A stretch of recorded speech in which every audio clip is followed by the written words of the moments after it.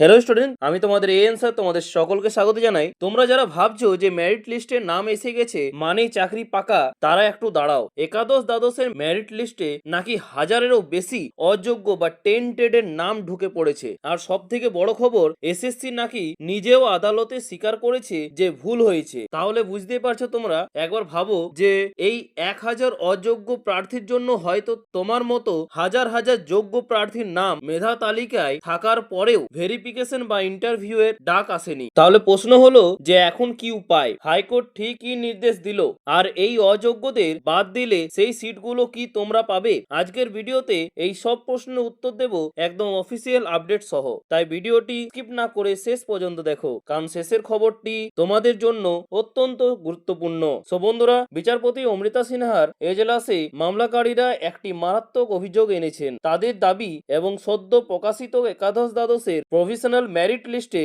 প্রায় 1000-এরও বেশি অযোগ্য প্রার্থীর নাম রয়েছে। মামলাকারীদের যুক্তি পরিষ্কার, এই বিপুল সংখ্যক টেন্টেড বা অযোগ্য প্রার্থীর তালিকায় জায়গা দখল করে থাকায় যারা প্রকৃত যোগ্য বা জেনুইন ক্যান্ডিডেট তারা ইন্টারভিউ বা ভেরিফিকেশনের ডাক পায়নি। মামলাকারীরা জানিয়েছেন যে পরবর্তী শুনানিতে তারা এই 1000 জনের পুরো তালিকা পেশ করতে প্রস্তুত। আর তাছাড়া সবচেয়ে অবাক করার বিষয় হলো, কমিশনের এসএসসি পক্ষ থেকেও আদালতে জানানো হয়েছে যে তালিকায় কিছু ভুল বা ত্রুটি বিচ্যুতি রয়েছে। ঠিক আছে, কমিশনের আইনজীবী স্বীকার করেছেন যে এমন কিছু নাম তালিকায় চলে এসেছে যা আসা উচিত ছিল না। তবে কমিশন পরিষ্কার জানিয়েছে যে কি জানিয়েছে, 3টি পয়েন্ট জানিয়েছে যে এই অযোগ্য বা টেন্টেড প্রার্থীদের কোনোভাবে সুপারিশপত্র বা রিকমেন্ডেশন লেটার দেওয়া হবে না। 2 হচ্ছে সুপ্রিম কোর্টের নির্দেশ মেনে তারা কাজ করতে চায়। আর 3 হচ্ছে যদি ভুলবশত কেউ জালের ফাঁক দিয়ে বেরিয়েও যায় তবে পরে ধরা পড়লে তাদের সুপারিশপত্র বাতিল করা হবে। তাহলে এখানেই আসছে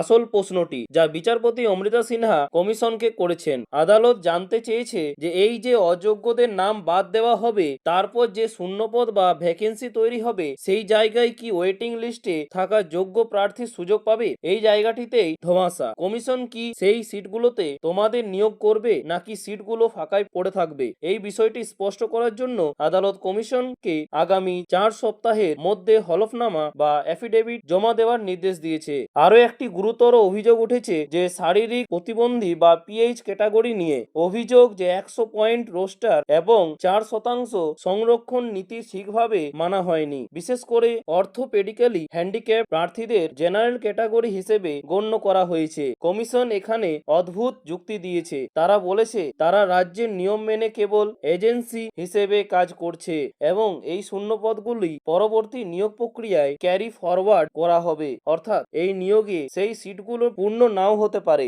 আদালত এই বিষয়ে বিশদ হলফনামা চেয়েছেন। তো বন্ধুরা, হাইকোর্টের এই নির্দেশের ফলে বঞ্চিত চাকরি প্রার্থীদের মনে নতুন করে আশার আলো জেগেছে। কারণ কমিশন যদি সত্যিই 1000 অযোগ্য নাম বাদ দেয় এবং আদালত যদি সেই জায়গায় যোগ্যদের নিয়োগের নির্দেশ দেয়, তবে মেরিট লিস্টে বড় সড়ো কিন্তু রদবদল হতে পারে। আগামী 4 সপ্তাহ পর কমিশনের হলফনামায় কি উঠে আসছে সেটার এখন দেখার বিষয়। এসএসসি সংক্রান্ত প্রতিটি ছোট বড় আপডেটের জন্য আমাদের চ্যানেলটিকে সাবস্ক্রাইব করে রাখবেন এবং পরবর্তী কিছু আপডেট এলে জানিয়ে দেওয়া হবে। থ্যাংক ইউ, পাশে থাকবেন, সুস্থ থাকুন।